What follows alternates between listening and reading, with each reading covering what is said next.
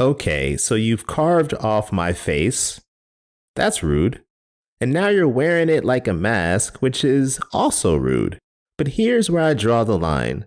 Don't do that and then also make me wear my face like a mask. That is so disrespectful, and we would have to box immediately.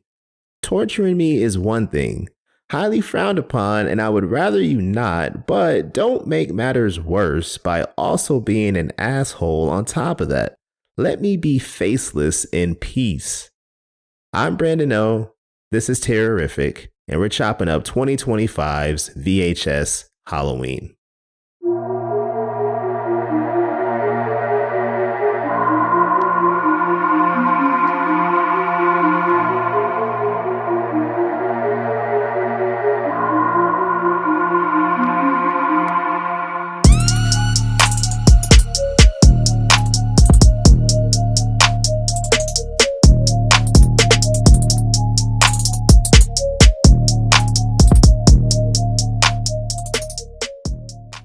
Welcome back to the place where it's perpetually spooky season. You know, pod growth begins by just having your shit placed in front of an audience. No one can click if they aren't first given the opportunity to do so. And these algorithms prioritize ratings and reviews to determine which shows should be pushed to a wider audience. So I want to give a shout out to a couple of shows who helped me out this week by leaving ratings for Terrorific on Spotify or Apple. With Black History Month just barely in the rear view, let me start out by shouting out my fellow Black horror podcasters over at You Good Cuh, a horror movie podcast hosted by Marky and Lex. They describe themselves as two horror movie junkies who want to give you a fun review of your favorite horror movies, and I am here to tell you that they are funny as hell. Films they've covered include The People Under the Stairs, Blackula, I Know What You Did Last Summer, and the classic Halloween. So You Good Cuh is the show that slices into the spine of horror cinema, one scream at a time, with new episodes available every Thursday. Next, shout out to Skip or Scream, hosted by sisters Maggie and Cassie. Skip or Scream is a scary movie recap podcast that answers the question, is the scream worth the stream? Films they've covered include Sinners, Sissy, The Descent, Bone Lake, and more. So check out Skip or Scream on Spotify or Apple, with new episodes releasing every Thursday. And between me and you may be hearing me on one of their episodes this coming spring. And finally, shout out to Horror 365, hosted most often by my guys Jimmy and Swift. I was on live with them on their YouTube channel last week talking Black history and horror, along with Brian from the Killer Point of View podcast and network. And he's also the founder of our indie horror collective, The Fear Circuit. So if you don't know, now you know. Tap in with all we've got in the works over there at The Fear Circuit. You can find us on IG at The Fear Circuit, and we all have our individual links in our bios and all that good stuff, and on YouTube as well. So good shit coming down the pipeline in 2026 from The Fear Circuit. But now let's get to the reason you are really here. We'll be chopping up the segments from VHS Halloween. Thus far in season 3, we have covered 7 films and 36 segments across these 7 films, grading each and every one on 4 criteria: story quality, special effects quality, the likelihood of death, and situational fear. Taking the average of those 4 criteria to get 1 overall score. So our current leaderboard, the bottom 3 are at number 34, Tape 56 from VHS with a score of 2.38. At number 35, Slumber Party Alien Abduction from VHS 2 with a score of 2.13. And at the bottom, number 36, Vicious Circles from VHS Viral with a score of 2.0. Those have been our bottom 3 for a while now, and spoiler alert, no segment from VHS Halloween has received a score that's lower than that, so that will be our final bottom 3. But our cream of the crop, the top 5, is as follows. At number 5, we have Storic from VHS Beyond with a score of 4.25. At number 4, we have the double feature from VHS 85, No Wake / Ambrosia with a score of 4.63. At number 3, we have Live and Let Die from VHS Beyond with a score of 4.75.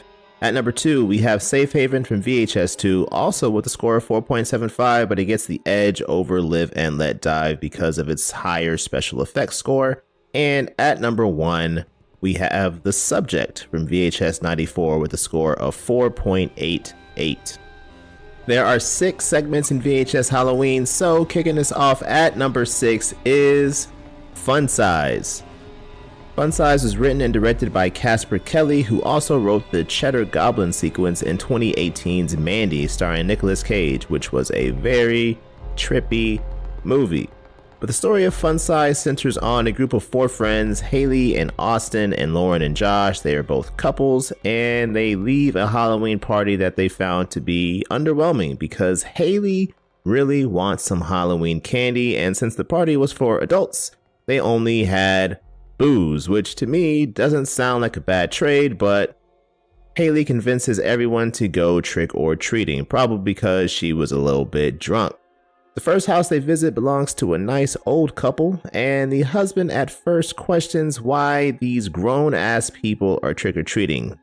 Way to judge there, old man, but eventually his wife convinces him to relax after Josh announces that he and Lauren have recently gotten engaged. And Lauren looks absolutely thrilled about this. And if you can't tell I'm being sarcastic, I am. But after getting their candy, they walk away, and Haley complains that she got sour candy because sour candy sucks, and she throws it into the couple's lawn as they walk away, which, first of all, that is hella rude. Second of all, sour candy is absolutely elite. Anyway, Lauren and Haley hang back for a second while the boys continue forward, and they discuss the fact that Lauren was supposed to break up with Josh, but instead she got engaged to him. Interesting turn of events. And I wonder if this is like some commentary on modern dating and relationships. Like some of us feel like we're supposed to get married. We grow up being told that getting a house and the white picket fence and the dog and the kids is like the American dream and all that, blah, blah, blah. But you know, that's not for everybody. And sometimes when you're in the pursuit of that, maybe you find a person that's okay. You know, maybe they're not the person that you really, really want to be with, but you don't want to start over and go back to ground zero. So you end up settling. That's probably why the divorce rate is like 50%. But I think the larger problem here is that as a society, we have gotten so used to instant gratification that we don't really want to work for things anymore. Life has become about the destination and not about the journey. And I'm here to tell you, marriage is quite the journey. So if you are not down for that, beware. Anyway, I digress. As the friends proceed on their trick-or-treating adventure, they arrive at the next house and they see a candy bowl sitting on a table on the porch with a sign saying to only take one per person. And as they kind of sift through this candy, they notice it's a little bit strange. Nothing is a name brand that they recognize. In fact, the names are all weird as fuck. I'm talking things like Fligs and Splips, Snippers, but the E is like a percentage sign, Round Crunch, and, but the 2 bookend ands are like ampersands, and Larry Find, and finally, Fernit's, I can't even pronounce this shit. Fernit Nurse Keeps It Papa.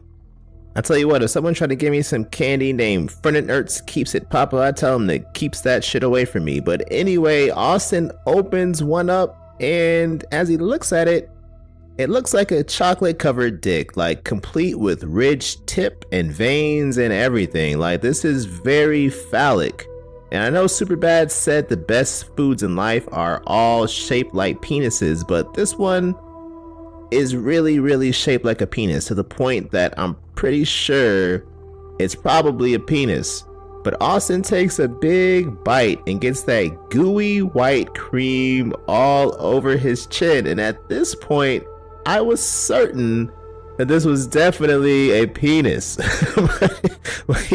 He goes to take more candy against the sign's rules, and when a hand reaches up from the bowl and grabs his wrist, he's like, oh shit, that's weird. But he's also like, that's kind of cool because this seems like some interactive haunted house. But it stops being cool when he can't pull himself free and instead ends up being pulled into the candy bowl, and his boy Josh tries to save him by grabbing onto his ankles and ends up being pulled in there as well.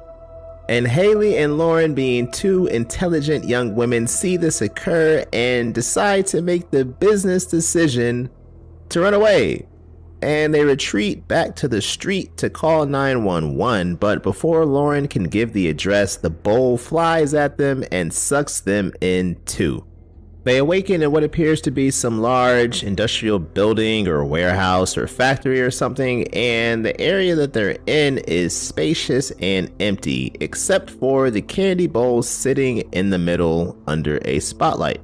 So Austin approaches, and the bowl only has the 1 per person sign sitting in it, and as he holds it up to the rest of the group, some liquid comes dumping down on him from above, and he's like, oh shit, what is going on? And Haley asks him if it burns, and he's like, nah, it's actually sticky. And this dude sniffs it, and then this motherfucker takes a taste of it and says, it's sweet. I don't know about you, but if I got sucked into a candy bowl, woke up in some abandoned industrial warehouse factory type shit, and had some mystery liquid dumped on me, I'm not going to be tasting it personally. You know, I don't know where they do that at, but the people I know, that's not how we operate. I was not raised that way. But after taking his little sample, Austin deduces that this mystery liquid is actually caramel. Side note, do you say caramel or do you say caramel? Austin said caramel. I obviously say caramel. I think my wife says she alternates between the two, which I don't understand. Like, pick a side, bro. But I guess there are like some contextual differences. Like, I don't say caramelized onions, I say caramelized onions, but if it's just like caramel by itself, then it's caramel. Or like a caramel apple, you know? The English language makes absolutely no sense. I do not envy anyone who has to learn it as a second language. That in itself is a superpower, so shout out to you. But anyway, I digress, because at this point, a creepy ass figure appears, and it's wearing a yellow suit jacket, red gloves and pants and shoes, and a smiling mascot head type of thing with a crown. And when it pops up, it says fun size in this creepy high-pitched voice. Nope, fuck that. And our Fantastic Four apparently had similar thoughts, because they immediately chop out, which I was surprised to see. You know, considering the ethnic makeup of this particular group, you know, I would have understood if they had a slight delay to kind of assess the situation first, but no, they got the fuck out of there, so respect. And as they're running away, they notice blood streaks on the walls. Pretty awkward. And along the way, they also find a locked door and its key. But before they can try the key in the lock, Austin gets captured by the Candy King, and the gang finds him strapped to a conveyor belt in his skimpies. Lauren starts pulling on levers on the machine, thinking that would release Austin for some strange reason. I have no idea what the thought process was here. But anyway, unsurprisingly to me at least, the machine then starts up, and bro is yelling at them to take the key that he's holding in his hand, and they don't. So once he gets pulled into the machine, he gets chopped up and sawed up as the gang watches helplessly, and his brain, tongue, heart, other body parts get candified. And when I say other body parts, I of course am referring to his dick and balls. So we see a dick and its associated balls come rolling down this conveyor belt, and an axe or a cleaver comes down and removes the balls or separates the balls from the base of the penis.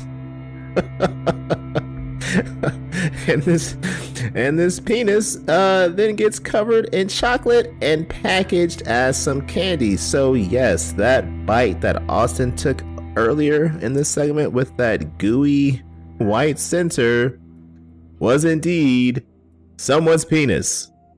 But as the gang is still processing this packaged penis, the Candy King shows up with his sidekick now, and Josh grabs an axe and chops his hand off, which then starts spewing candy until the hand regrows. And Haley then makes the most obvious statement of all fucking time when she says, "It's not human."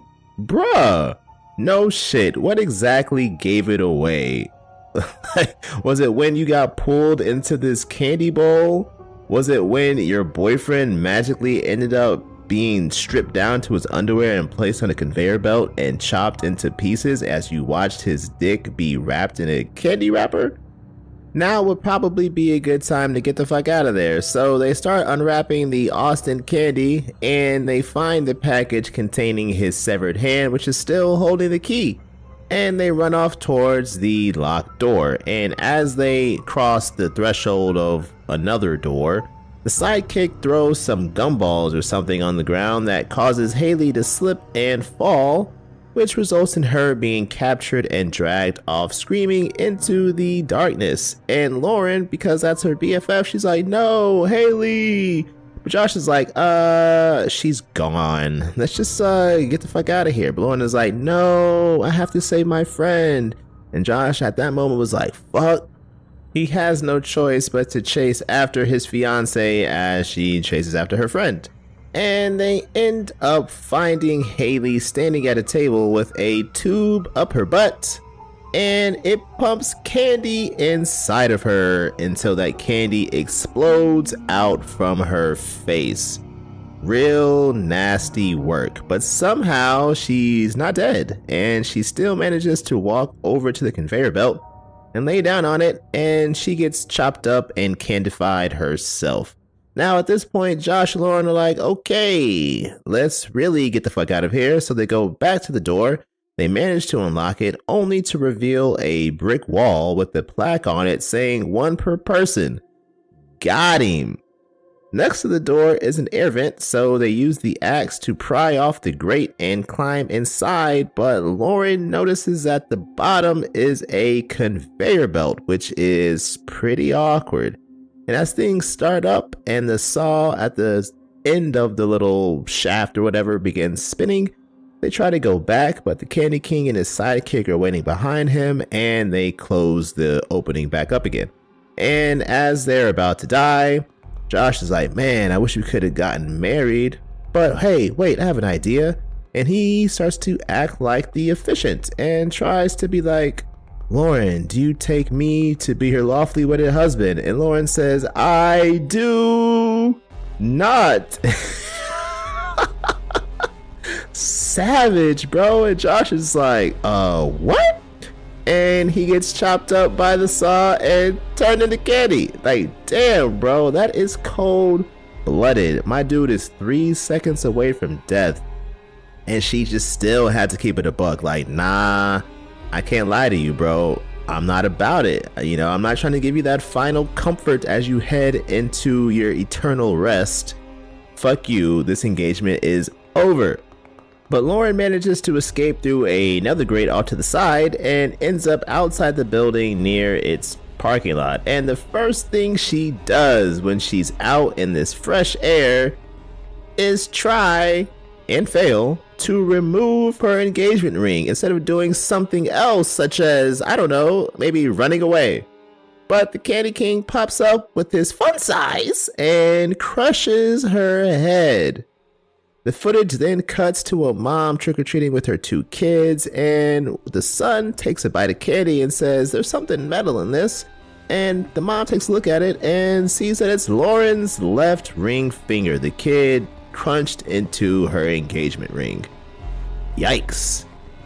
But the son also took 2 candies from the bowl, and then it comes flying at them as the segment ends. Wow. For story, I gave fun size a 3, and I might be reading too much into this, but I think there was like a central theme of like women doing what makes them happy no matter what the cost is. Like, Lauren rejecting that fake ass marriage or whatever the fuck that was at the end, even though dude was about to die and they weren't really gonna get married. She stood in her truth. I respect that. And then with Haley at the very beginning, she had everybody leave the party because she wanted to go get some Halloween candy, and they all were like, all right, fine. I think Lauren was in the back seat saying, guys, if we don't just say yes to her now, she won't let it go. So let's just humor her or whatever. So both of these women knew what they wanted or didn't want, and they stood on business. So yeah, I can't be mad about that. But I wish there would have been a little bit more crumbs or whatever that can kind of fill in some of the blanks. Like, I didn't understand if this was like a parallel or pocket dimension that they got pulled into in the candy dish, or if it was like hell or some kind of other demonic realm. Like, that wasn't really made clear to me, again, as I've said before, I don't necessarily need things to be spelled out or for there to be just like exposition out the ass, but just give me enough to put the pieces together, leave some Legos on the ground for me to assemble. For special effects, I went with a rating of a 4. There were some cool moments here, like when they first disappeared into the bowl, it looks like everything beneath the table was like empty, so like this magic disappearing act. Austin with the candy machine, when he's in there, his body parts, obviously including his dick and balls, getting chopped up and candified. That was all done with practical effects. Looked really cool. The candy face explosion looked like a mix of practical and CGI. Like, the candy itself looked like CGI, which was interesting, but like the face and like the side and the skull edges or whatever, that looked like it was practically done, which I would have thought the two would have been flipped.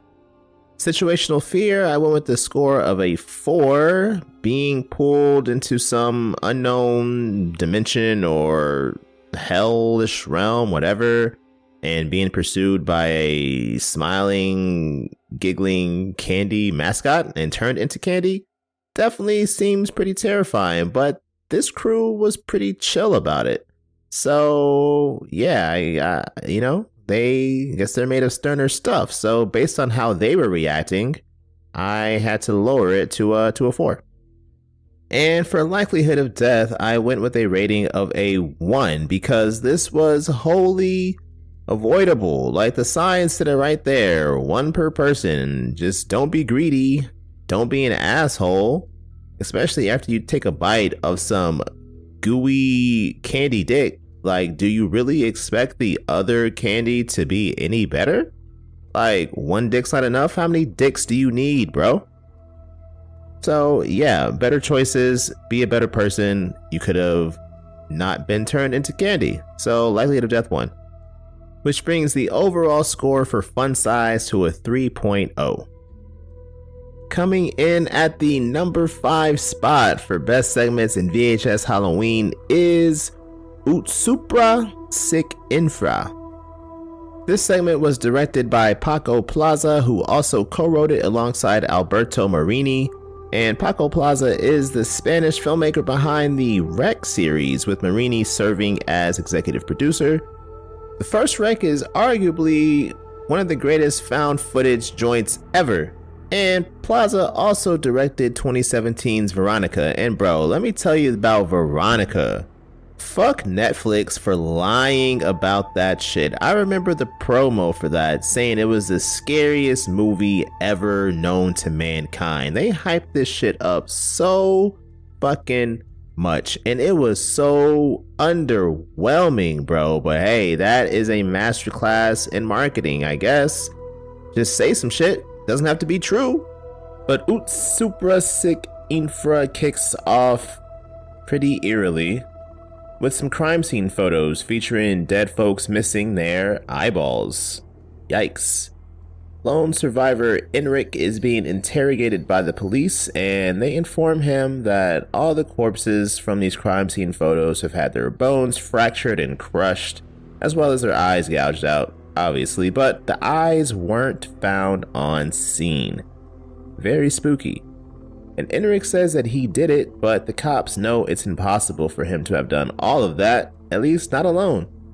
So what exactly happened? Well, the previous night, Enric and his friends were all at a Halloween party until one of them, Vicky, suggested they leave to go check out an abandoned mansion where a woman named Roberta Marconi lived, and she was a medium who organized seances for Madrid's elite. Once there, they entered a specific room and things went wrong. Even their phones stopped recording once they entered, so now that Enric is being interrogated by the police, they want to return to this house with Enric and his lawyer in order to reconstruct the previous night's events. The segment alternates between present-day footage and cell phone footage from Halloween night when the friends were there. And they park and follow Vicky because she knew a hidden tunnel to get inside. So once they go through this tunnel, Vicky explains that on Halloween there's a bridge between worlds where the living and dead can walk among one another, and the other friends don't believe any of that shit. They're just along for vibes, I guess. And Vicky really fucked them on that one and set them up to fail. And die, apparently.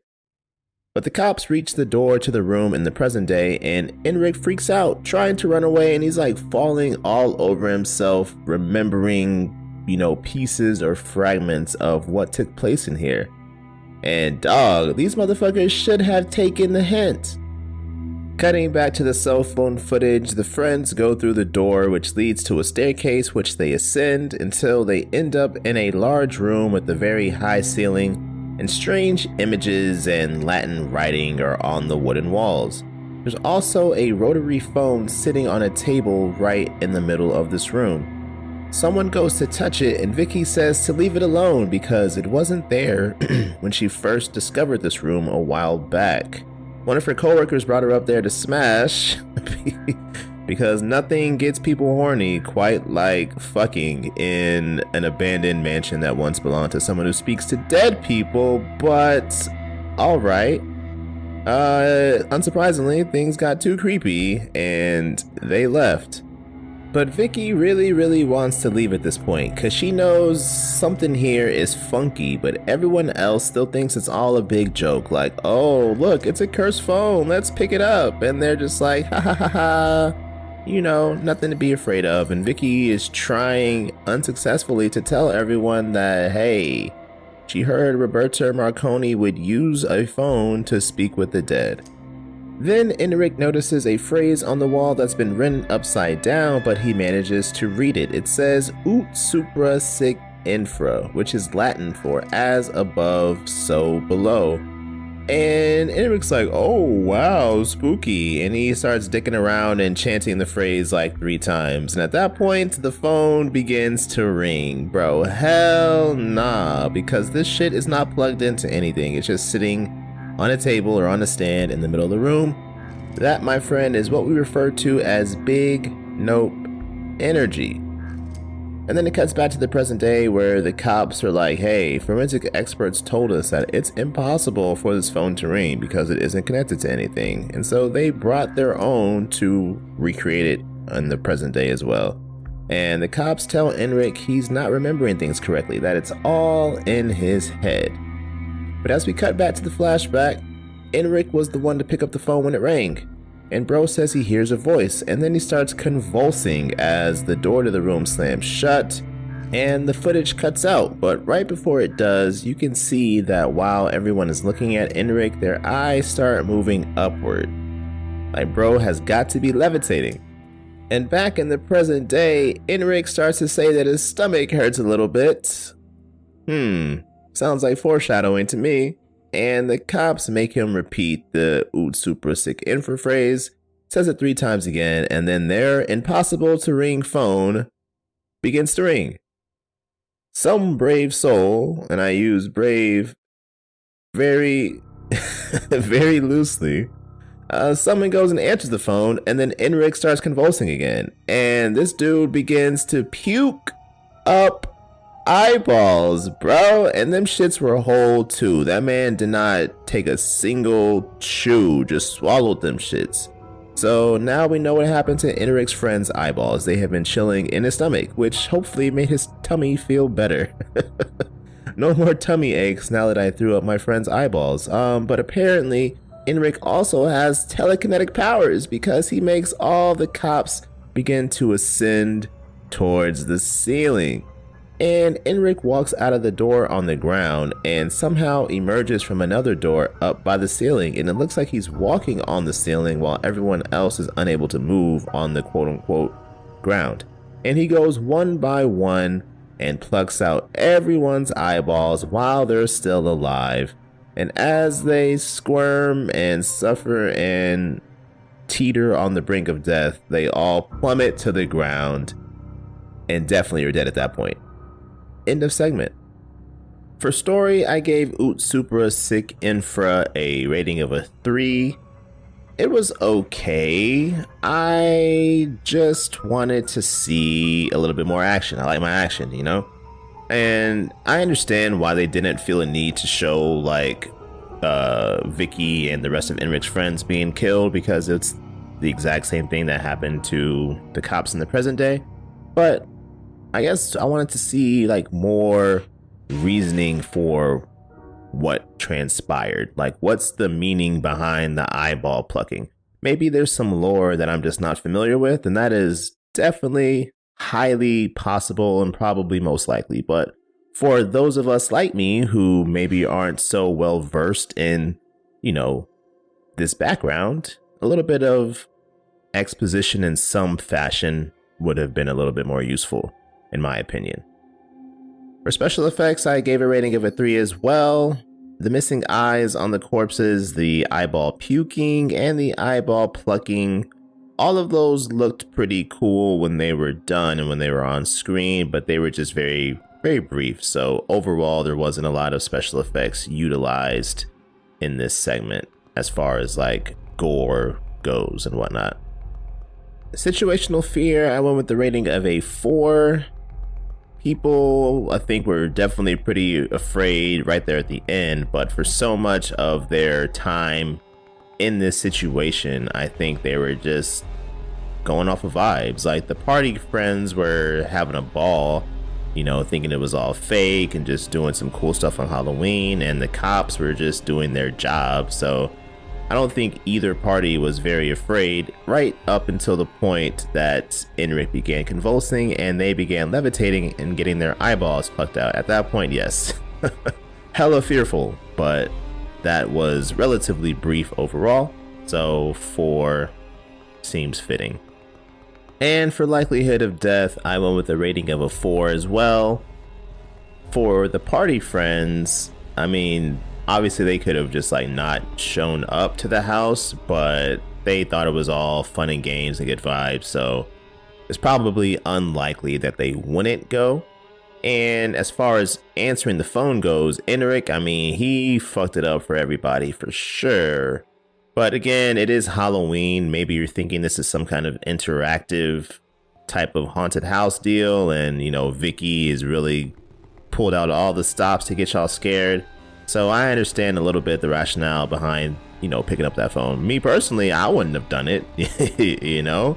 I mean, I wouldn't have been there to begin with, but if you're into those kind of vibes and it is Halloween, you know, I understand. As far as the cops go, they were on the clock. I mean, they couldn't really say no. It's like, this is what your boss is telling you to do. Do this or get fired and not have a job anymore. Like, they were kind of fucked on from that front.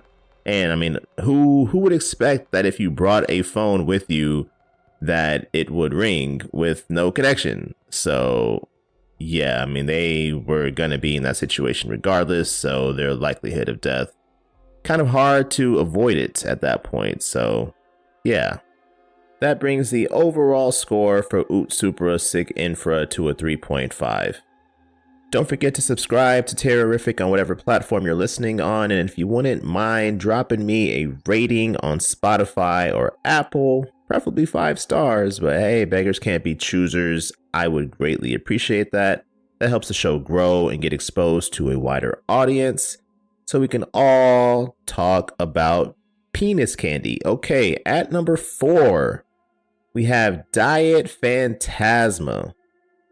This segment serves as the frame narrative for VHS Halloween, and it was written and directed by Brian M. Ferguson, whose credits also include directing 3 episodes of the 2024 TV series Bloody Bites but he's primarily been involved with directing bands' music videos. The story of Diet Phantasma centers on a company known as the Octagon Company, and it is trial testing a new soda infused with the essence of some mysterious green swirling fog substance type of shit. And the COO/man at the helm of this project is named Blaine Rothschild. And they've been at these trials for a while because the first test subject we see is number 37. He takes a sip from the soda and almost immediately starts seizing. He has black fluid leaking out of his eyes, nose, and mouth, and he is screaming for help. The soda can then sprouts tentacles and latches onto his head. And you can really see the alien influence here, you know, that ode to Alien, because it's hugging his face and it kills him. Next, subjects 38 and 39 come up and they are a little more wary. 38 asks if the can is nuclear and 39 just asks if it's toxic. The Rothschild says, nah, it's not nuclear.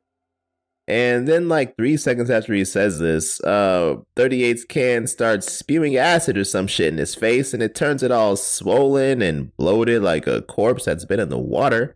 And 38 reaches out to 39 for help, and when she takes his hands in hers, his skin slides off.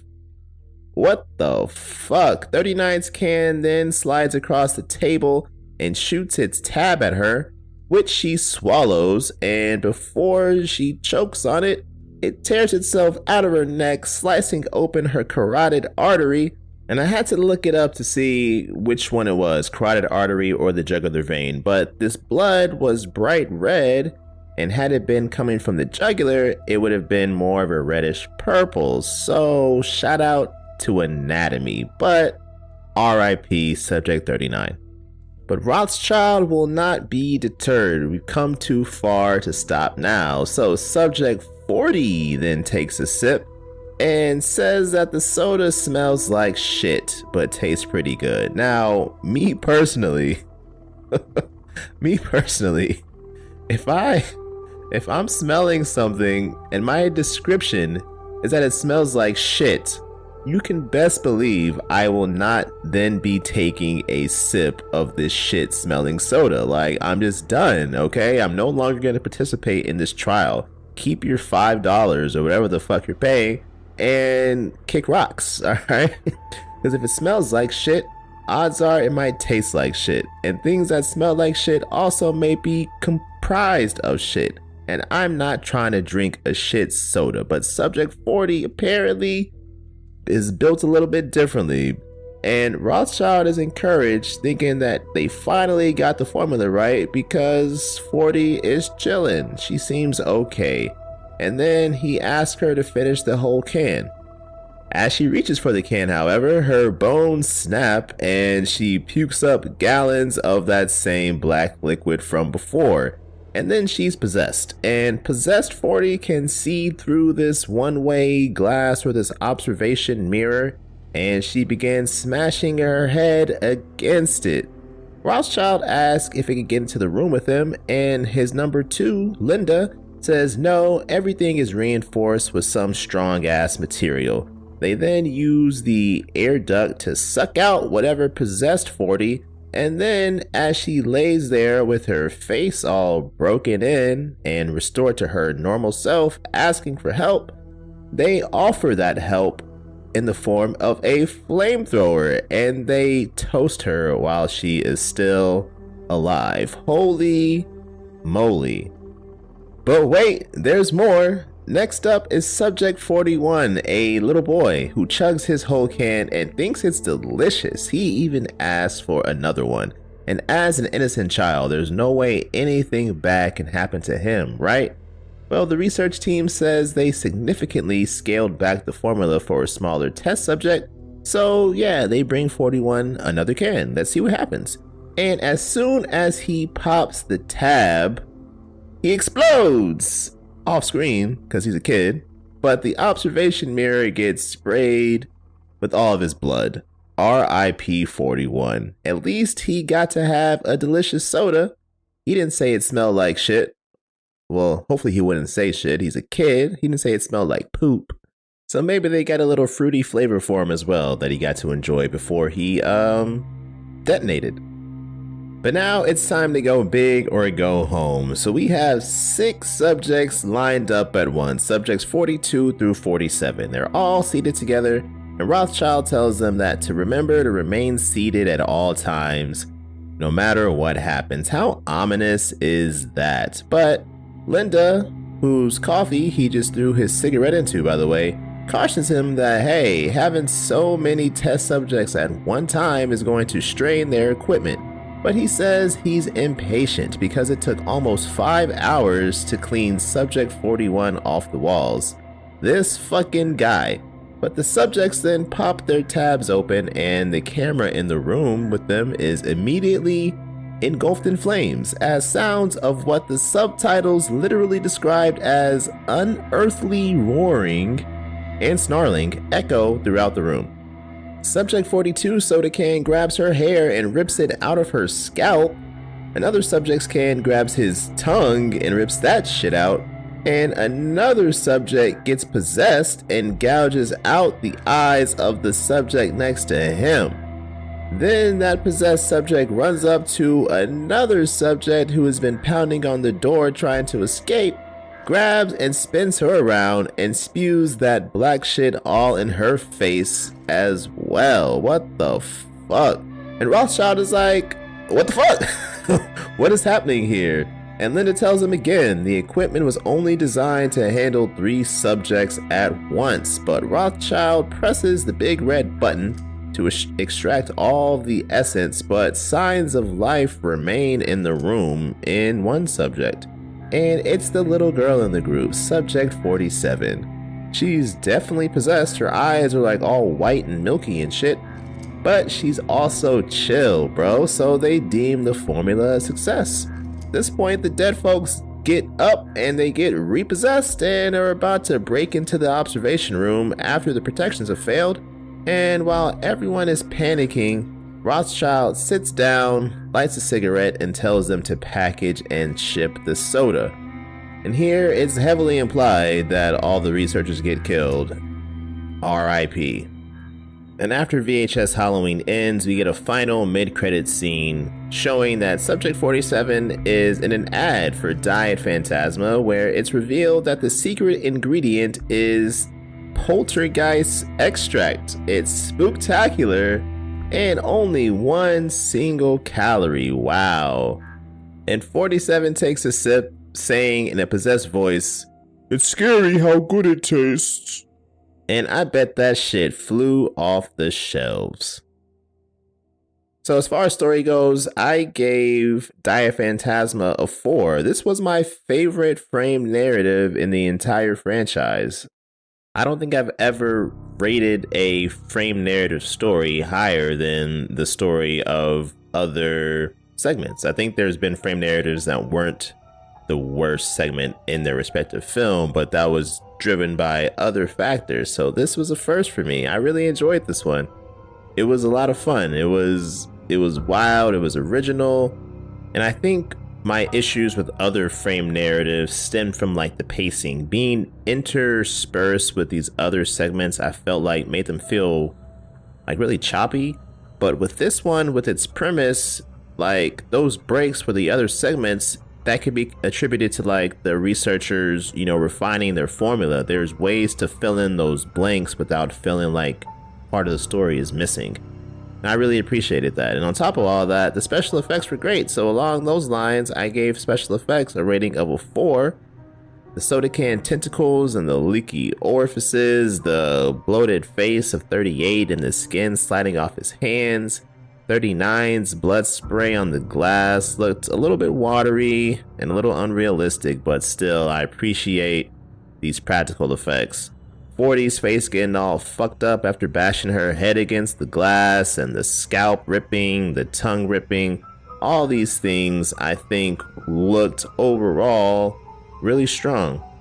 For situational fear, I went with the rating of a 2.5. There was a lot of mixed levels of fear here, I think. So there are certain situations where I think people were like, oh shit, this is insane.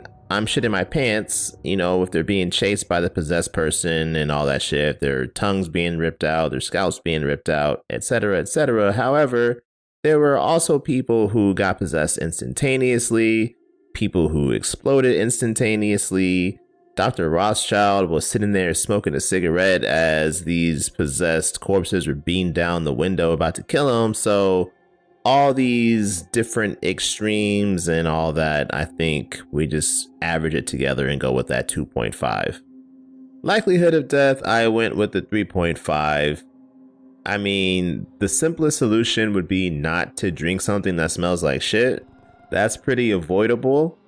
And 47, you know, she managed to survive. I think a lot of the researchers, once, you know, they saw that people were exploding and shit, they clearly understood that they were dealing with a very volatile substance. And so I think efforts could have been made to extricate themselves from that situation. But similar to like the cops in the last segment, it is their job, so I understand sticking around. What choice do you have? But yeah, overall, I think there was enough avenues to avoid death that it's not going to be the full 5, but also enough avenues that were kind of hard to avoid. So 3.5 seems pretty fitting. So that brings the overall score for Diaphantasma to a 3.5, which is tied with Ut Supra Sic Infra, but Diaphantasma gets the edge on story rating.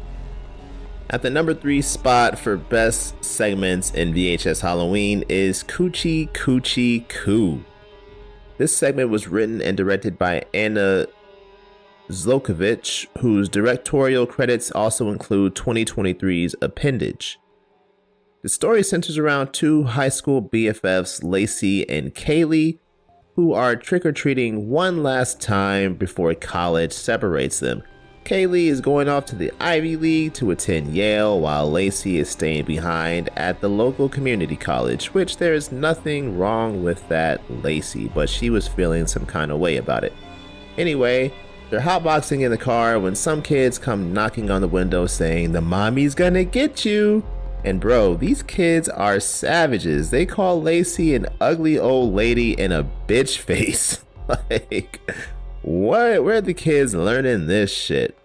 But when Lacey rolls the window back up, there's a big ass clawed handprint on the glass, and it's definitely not from the kids, but they don't notice that they have apparently been marked by some supernatural entity. But Lacey and Kaylee proceed to act like a couple of assholes while they go around trick-or-treating, so they're dressed as babies and they're taking too much candy from houses, they're snatching candy out of kids' hands, twerking on Halloween decorations. Like I said, assholes. But along the way, they overhear a couple of moms talking about how they won't let their kids trick-or-treat alone after another high school girl went missing last year who was dressed as a cheerleader. Sounds like foreshadowing to me.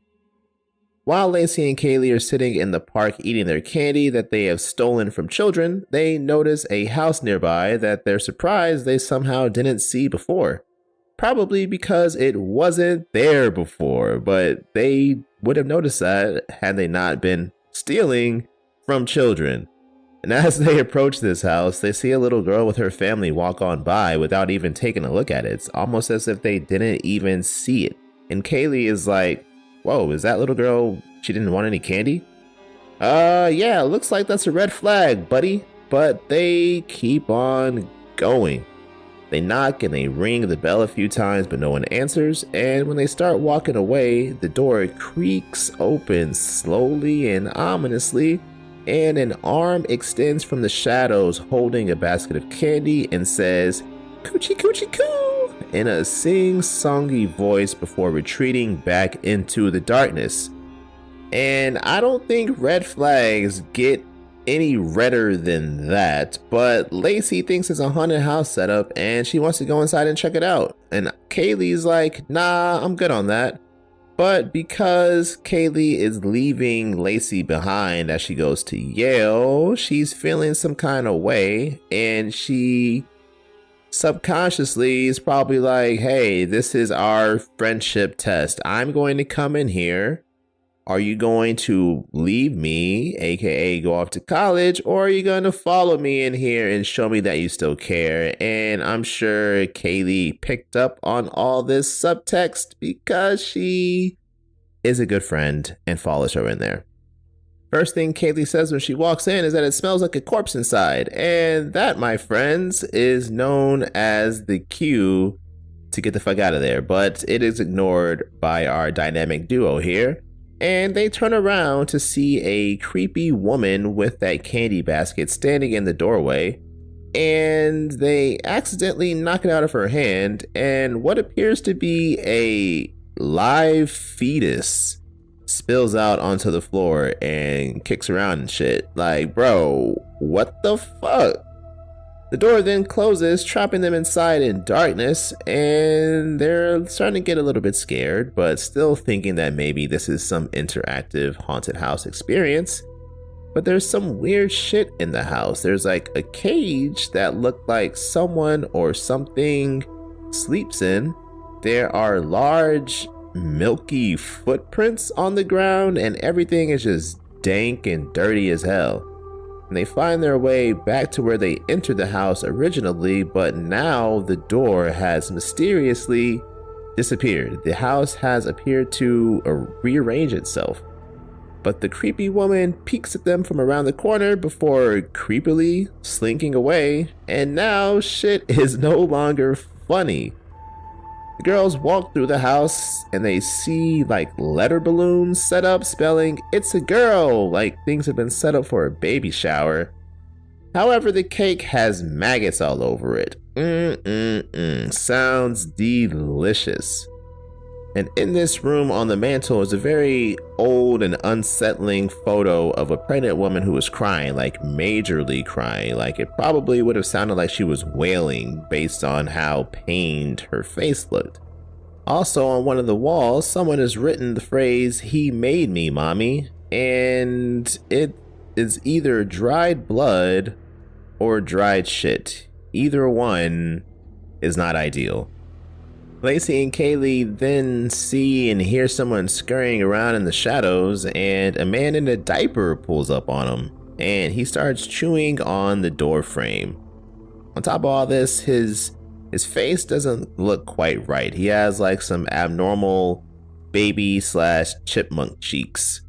And they keep making their way through the house, leaving this guy behind to do his wall chewing or door frame chewing.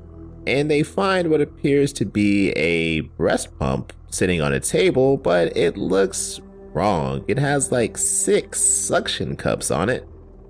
And then they come upon a girl who is restrained in a chair, hooked up to a machine that appears to be forcing her to drink milk. And while Lacey and Kaylee look for a way to help this girl, that mysterious creepy woman from before pops back up and she flashes 6 leaking mommy milkers, calcium cannons, dairy danglers, and this is apparently the mommy that the girls were warned about by those rude ass little kids from before. So they run away from all those titties and they head upstairs, which, why? This is the one way you don't want to go. And they find that cheerleader girl who went missing last year, and her face is all babyfied as well with those big ass chipmunk cheeks. And after barricading themselves in a room to escape the mommy, they find a photo showing that the mommy hung herself while pregnant. And words appear out of thin air on the back of the photo saying, quote, "I died to be free." And I think this is implying one of two things, and I'm not sure which one is accurate. So I think either A, this is saying that the mommy's pregnancy was somehow forced, perhaps through means of sexual assault, or B, that she just doesn't feel like she'll be a good mom and doesn't want to be a mom and feels like she has no other way to avoid that fate other than taking herself out. Either way, that is some heavy stuff. And if you or anyone you know is struggling with thoughts of suicide or self-harm, you do not have to suffer in silence. You are not alone. Please call or text 988 ASAP to speak with somebody. But the mommy ends up busting through the barricade the girls have set up, and she bear hugs Lacey so hard that she breaks her ribs. Pretty awkward. But Lacey and Kaylee manage to escape, and they end up hiding out, and as they do, a lullaby begins playing that puts Lacey to sleep. The mommy then finds them and drags Lacey away. Kaylee follows the milk trail left behind from those massive marries down to the basement where there are decorations hung that say, "Welcome babies, Lacey and Kaylee." Fuck that, bro. There's also a crib down there with another live fetus, and Kaylee finds the mommy sitting in a rocking chair, singing a lullaby to Lacey, who has now also been babyfied along with the cheerleader, the man baby, and the one that was being forced to drink the breast milk. This lullaby also makes Kaylee sleepy too, and she cuddles up to the mommy as the segment ends. For its story, I gave Coochie Coochie Coo a rating of a 4. It seemed like it was delivering two messages. One, pro-choice, like for the mother being pregnant and hanging herself, feeling like that was the only way to escape this fate of bringing a child into the world under some set of circumstances. I feel like that was kind of an extreme metaphorical representation of how some women can feel when their options for their reproductive rights are limited or outright restricted and banned in certain areas. But the fact that the mother, despite making this choice, still clearly feels some sort of maternal instinct by taking on these 5 other people, it's like the choice that she made wasn't about the child itself, it was about the situation at that time. So just because a woman may not think that the current time is right for her to be a mother doesn't mean that she doesn't ever want to be a mother, or that situations or circumstances can't change down the line. And then the second message that I interpreted was just the fear of growing up from the girl's point of view. So going off to college, of course, is a very scary time for a lot of people. You're leaving the nest, you're leaving your friends, or you might feel like your friends are leaving you. So all these emotions swirling around about the unknown could, make someone feel like they want to just be held by their mommy a little bit. For special effects, I went with a rating of a 4. Everything appeared to be practically done. Everything looked creepy and just kind of like gross and dirty. Babyfied people looked really, really creepy. The mommy, of course, she looked wild with that creature design, the prosthetic 6 breast and stuff. Just all really unsettling. For situational fear, I went with the rating of a 5. I mean, first of all, you're in like some ghost house that nobody else can see. Then the door gets shut behind you and disappears. You have no way out. You're seeing some random woman with a bowl of candy luring you and saying "coochie coochie coo" in a creepy ass voice. You see a man baby in a diaper. You see a person in a straight jacket being fed breast milk, and a 6-tittied woman coming at you and singing to you and shit. Yeah, bro, like that is a lot of moments worthy of shitting one's pants, in my opinion. And finally, for likelihood of death, I went with the rating of a 1 because the mommy wasn't trying to kill anybody. She just wanted to have her babies with her for eternity or whatever. So yeah, she made no attempts to take anybody out. And plus, all this could have been avoided anyway had Lacey not walked inside of some random mystery house, dark ass doorway with a hand, like a disembodied hand with a candy bowl saying "coochie coochie coo." I mean, that is Halloween 101. Do not enter strange houses. I mean, shit, that's life 101 if we're being honest. But this segment spiritually feels like it could be related to like Barbarian, like the other half of Barbarian, where Barbarian focused on like the physical fallout of navigating society as a woman and like those tangible impacts, whether it's misogyny, sexism, or physical violence.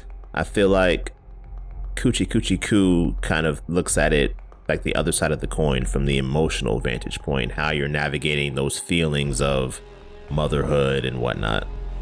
But that brings the overall rating for Coochie Coochie Coo to a 3.5, with its situational fear rating giving it the tiebreaker over Diet Phantasma. Coming in at the number 2 spot for best segments in VHS Halloween is Home Haunt. This segment was written and directed by Micheline Pitt Norman and R.H. Norman, whose works also include the 2021 short Grummy. The story of Home Haunt centers on a family consisting of husband Keith, wife Nancy, and son Zach, who has an annual tradition of setting up an elaborate haunted house in their backyard every Halloween, and it's named Dr. Mortis's House of Horrors. Now, Zach has served as the assistant Igor to his dad, Dr. Mortis, but now he's a moody teen and doesn't want to do it anymore. He gets trolled about it at school and thinks it's the reason why he can't pull chicks. And his dad is like, oh, you think that's the reason why? Savage. But Zach's like, hey, you're being a dick, Keith. And he's done with all the bullshit. And he doesn't want to end up like him when he's older. Like, woo, that boy took the knife, punched it in deep, and twisted that shit. Well, that's wild though. My man is letting his son talk to him like that. And Nancy was sitting there too and letting him talk to her husband like that. If that was me in either one of those seats, I'd be like, what you say? Nah, son, there's gonna be some consequences. Like, you're gonna lose your keys or whatever. You know what I mean? You're trying to pick up chicks? Like, hell no, bro. You're not going to the school dance. Like, you are gonna be grounded, mister. But Keith's just like, whatever.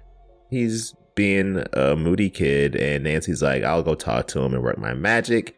And she manages to convince Zach to play Igor one last time to humor his daddy. So the father and son ride off to the local thrift store to go get wardrobe and props and stuff. Keith finds a back room that's been roped off by a staff-only sign, but ignoring signs seems to be the theme of this movie, so he moves it out of the way and heads in. He finds an old chest with the record inside titled Halloween Horrors, and being the great role model that he is, he steals it. So the shit even comes with a warning though. It says, listener, beware. He who invokes the song of Samhain on All Hallows Eve lets loose the riders of hell with a symphony of the damned. And Keith thinks this will be the perfect theme for the haunt, Symphony of the Damned. Well, Halloween night arrives and the haunt has a nice little line going, including Zach's little crush and a neighbor who shows up just for the purpose, literally, solely for the purpose of telling Keith that everything looks like shit. Bro, that is some real commitment to hating. I hope when I reach my angry old man phase, my curmudgeon phase, I hope that I can hate with the same amount of commitment that this guy right here, Rich, demonstrated. Inside the haunt, they have a nice spooky setup with the gramophone in the middle of the room, and after Keith gives his spiel, or I'm sorry, after Dr. Mortis gives his spiel, they put on the Halloween Horrors record to commence the Symphony of the Damned. Lights start flickering, objects fly off shelves, Nancy is looking real nervous, but Keith is trying to play it cool as if this is all part of the act, and he's trying to stay in character, telling the spirits to hear their song and open wide the gates of hell. Well, buddy, be careful what you wish for, because they proceed into the next part of the haunt and the door slams shut behind them, unable to be opened. And Nancy's like, what the fuck, Keith? This is a fake door. Why can't we open it? And he's like, not quite sure there, dear. And hating ass Rich says that a fake ghost looks like shit because my man had one job and he was committed to accomplishing it. Well, Keith is like, hey man, that one's not mine, bro. And this fake ghost, it's like a little sheet, descends over Rich and fucks him all the way up, resulting in spraying a fountain of blood all over his wife. And now shit has hit the fan. The decorations come to life as more sheet ghosts start flying around and killing folks, ripping them into pieces. Well, the survivors enter the crypt portion of the haunt, and actual corpses rise out of the tombs in there and start tearing people up. And to this point, VHS Halloween has demonstrated that kids are not safe. And it really drives that point home here, where a little boy wearing a bumblebee costume gets jumped on by these corpses and they rip this man into pieces. God damn, boy. If Keith survives this shit, the lawsuits he faces are going to be insane. And unfortunately, one of the victims is Zach's little crush. He gets like her chin torn off. Really nasty work. And her friend loses her shit and just runs off, leaving her little sister behind, bro. But here's the catch. She runs into the torture chamber. The survivors follow her, and she's attached to an electric chair while a big-ass hooded executioner is in there with an axe. Hayden-ass Rich's wife catches an axe above the knee, and when she's crawling around on the ground, the executioner comes up and literally splits her head open like a watermelon. The practical effects here, bro, went insane. But then Nancy just starts going ham. Keith grabs the executioner from behind to pull him away from his pursuit of Zach, and when he throws Keith off him, his mask gets pulled off and he's distracted by his exposed and busted ass face. So Lindsay capitalizes on this opportunity, grabs the axe that's on the ground and chops him in the gut. Then she pulls the axe out, resulting in some of his guts spilling out, hits him in the head with it, and one more time for good measure to decapitate him. But the only way out of this haunt is to make it through all the rooms. They can only go forward. So as they approach the last one, Zach is afraid to enter, but his dad reassures him that he'll keep him safe. And Zach calls him dad for the first time all segment. Bro, get the fuck out of here. So he's Keith when you think you're hot shit, but dad when you start shitting your pants? That's straight pussy-o behavior, bro. But as his parents try to get Zach to be a brave big boy, they realize that the little sister who was abandoned by the friend who got fried in the electric chair has walked over to the final room all alone like a big dummy, and when they follow her in there, they see her inside of a witch's cauldron getting her finger chewed off as she boils. Pretty awkward. And apparently Zach learned how to fight from his daddy and not his mom, because the witch knocks him down on the ground and starts clawing his face up. But MVP Nancy says fuck all of that, and she grabs the witch by the hair and seemingly drowns her in the boiling cauldron. Bro, Nancy is carrying these boys right now. And Keith got knocked out, by the way. Like, this boy is slacking hard. But the family makes it out and escapes the haunt, but unfortunately, so does the witch. She's not dead after all. She comes flying out on her broomstick and grabs the camera out of Zach's hand as she zooms by. And while she's flying down the street, she is snatching up trick-or-treaters, grabs one and tears their head off, and she impales another one with her broomstick and tears his guts out as she flies around the sky with him still lodged on the tip of her broomstick. And finally, the footage ends as the big demon head, which had been adorning the entrance to the haunt, comes alive too, with its massive hands rising like it's climbing up from the depths of hell. End of segment. For story, I gave Home Haunt a rating of a 4. Thought it was a lot of fun, a lot of chaos involved, a lot of bodies got dropped, a lot of action. And it's a story that I would like to see the conclusion of, or at least the continuation of. Like, I think it could benefit from kind of like that No Wake and Ambrosia treatment, where we have that second segment that continues things, like maybe told from the point of view of the witch who's still flying around wreaking havoc, or that big ass demon that's now roaming the earth. Or better yet, show us from the point of view of Nancy as she becomes like a monster hunter trying to eliminate these, you know, nefarious beings that her husband has released upon the planet. That could be pretty cool. For special effects, I went with a rating of a 5. There was some CGI on the flying ghosts early when things started popping off, but there was also like practical blood effects mixed in there as well. And the little kid in the bumblebee costume who got ripped apart, that was done practically and it looked insane. Then when Zach's little crush got her scalp and chin torn off, that was also practically done. And this seemed like one of those, hypothetical questions that people ask their significant other, like, would you still love me if I didn't have a chin? Well, Zach, what's your answer here, my boy? Because remember, looks fade, but personality is forever. Who needs a chin, right?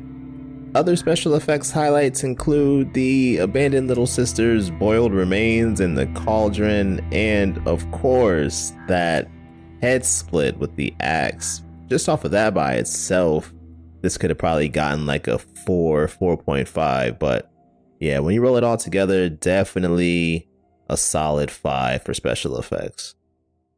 For situational fear, I went with the rating of 5 as well. I mean, you are locked in this relatively confined space with these undead, demonic, supernatural, paranormal, whatever type of creatures, and you can only escape by going deeper through the attraction. That is crazy. That is crazy. You're watching people around you get torn apart, watching kids get torn in half and chins get ripped off. Yeah, nah, fear level, hella high, pants, hella shitty.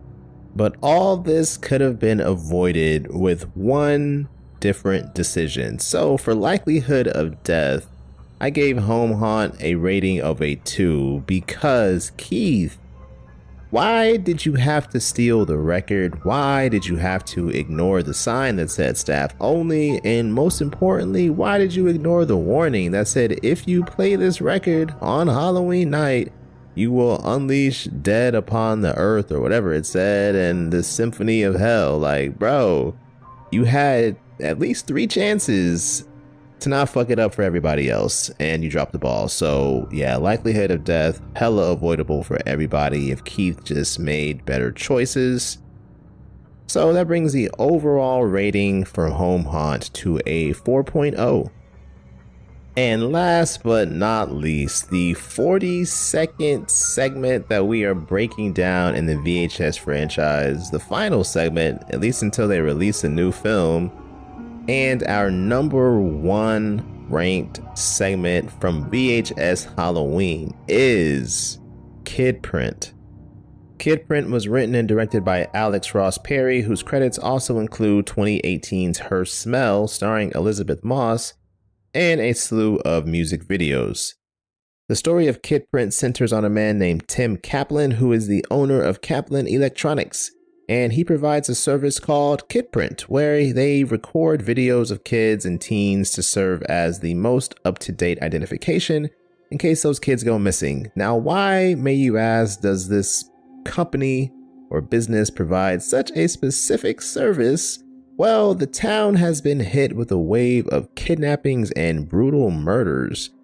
And a news report says that police are having a lot of trouble with the case because they can't find a common thread between the victims. They have been of varying ages, come from different parts of town, etc. But as Tim wraps up shooting a kid printing video for a mother and her daughter, we get to meet a few of the other employees at the store. We see Alicia, who works at the counter, Miles in the back, who does stock, and also in the back is Bruce, the guy who handles all the tech stuff. But Tim closes down the shop early to head home to get ready to take his kids trick-or-treating, but the town is having like a lockdown version. It's just a few dozen people heading to the town square in broad daylight, while cops hand out one piece of candy to everyone before they must go home. And Tim walks around recording everything for public safety, he says, hoping to capture the bad guy on film and be hailed as the local hero. While at the town square trick-or-treating extravaganza, Tim is wondering why everyone is acting so uptight. Gee, I wonder why, my guy. And a friend tells him that another teen named Olivia Hamill has just gone missing. She went over to grab something from her car and simply vanished. Olivia had a kid print video made, but her parents are just a little bit too stressed to go back home to pick up their copy right now, so a cop asked Tim to go back to his store to get the backup so they can run it on the news ASAP. So Tim goes back to the store after hours, and once he enters, he hears sounds of screaming. He thinks someone left the TV on a horror movie or something, but as he goes into the back, he sees at Bruce's tech station that there are videos playing of kidnapped kids being tortured. So it would appear that Bruce is the one who has been terrorizing the community. Tim then hears muffled sobbing and yelling coming from the other side of the store and goes to investigate. His shoes are a little loud here though, so he has the awareness to kick them off. But once he enters this new area, all awareness is immediately lost. He sees Olivia Hamill, who is clearly sobbing and saying, "Please let me go." She is clearly speaking to somebody who is not Tim, so logically one would assume that she is speaking to her kidnapper / attacker. But this fucking guy, Tim, just walks in and is like, "Hello?" like a fucking dummy. So Bruce is like, "Oh, hey, Tim. I see you decided to come in and work the weekend shift with me, huh?" And he attacks him. In this back part of the store is where they film the kid print videos, so Bruce is shooting his own twisted version, psychologically torturing his victims before he physically tortures them. Footage then cuts in showing how Bruce lures his victims to the store. He's out there in the streets with his video camera, comes across a teen boy, and he's telling them that they have cool tech back at the store and he should come check it out. And the kid's like, "Okay, sounds super cool." Footage then cuts back to Tim's camera as Bruce drags him to his captive room and beats his knee with a hammer. But while he was being dragged back, Tim was hardly resisting and spent most of the time asking what Bruce was doing. Like, "Bro, what the fuck? Where is your awareness of the situation at hand? Why are you trying to have a conversation with the dude who was clearly the serial killer that has been terrorizing your community?" Like on those videos that Tim had seen playing on Bruce's station, Bruce was like carving people's skin off, carving people's faces off. And so once Tim is laying on the ground, writhing in pain, holding his knee, Bruce takes one of those carved off faces that he turned into a mask and ties it onto Tim. And awkwardly, the kid who the face belongs to is also in this room and he's still alive. So he understandably freaks out when he sees Tim wearing his face. So he grabs the hammer and hits him in the head. And bro just loses his mind and is just screaming hysterically at the sight of his own face. He even tries to put it back on and it just slides off. Absolutely crazy work. Bruce then brings Olivia down to the room too, and she tells Faceless Boy that Tim was upstairs, which means he must be working with Bruce. She then proceeds to stab Tim, and she keeps stabbing him while Faceless Kid beats him in the head with a hammer. Tim helplessly tries to tell them he's innocent, but ultimately succumbs to his injuries and dies. R.I.P. Tim. Here I am thinking these kids are true survivors, but then Olivia and Faceless Kid exit the room and leave their weapons behind. Oh my goodness. We then hear sounds off screen of Bruce beating them to death with his weapon, and footage cuts to a news report calling Tim the Butcher of Ardmore. Everything has been pinned on him. Olivia and the Faceless Kid, whose name is really Drew according to the report, but I'm committed at this point, their bodies have yet to be found. The news anchor interviews Bruce, who laments what has happened, but he's committed to continuing the kid print service for the sake of the children. Absolutely diabolical. The final shot of the segment is of a girl screaming in front of the kid print board with the date saying November 4th, showing that Bruce has indeed continued his reign of terror. For story, I gave Kid Print a rating of a 5. I thought it was one of the more disturbing segments in the entire franchise. It seemed more grounded in reality, which ups the fear factor to a certain extent. Bruce appeared to be this mild-mannered, just regular-ass dude, but meanwhile, he's out here just doing crazy stuff, and that is a very scary thought. And something that is definitely plausible and realistically can exist and does exist in the world today. 4 days, though, seems like an awfully short amount of time to wait before starting back on your spree, though. Like, what's the point of having a patsy if you destroy that facade in less than a week? Are you trying to pass this off as a copycat? I don't know, that seems a little bit silly to me. Not that I'm advocating for serial killers to make better choices or to be more intelligent in covering their tracks, but I'm just saying. For special effects, I went with the rating of a 5 as well. I mean, there was some pretty gnarly visuals in this segment. Bruce peeling the skin off his victims, it's all gooey and just looks gross, and he's pulling off faces and wearing them like a mask and putting the mask on other people as well. But normally when someone gets their face carved off or peeled off, they're cooked immediately. So I thought it was a nice touch having Faceless Kid survive that ordeal and be able to see his own face freak out and try to put it back onto his face. Like, that added a more memorable element not only to the story but also to the special effects, in my opinion. Situational fear, of course, has to get a 5. I mean, you're trapped in a basement having your face carved off and being forced to wear it again like a mask. Yeah, that is terrifying. Enough said. And finally, for likelihood of death, I went with a rating of a 3 because most of this was pretty avoidable. Step 1, don't follow a stranger back to the store just because he tells you he has cool stuff there.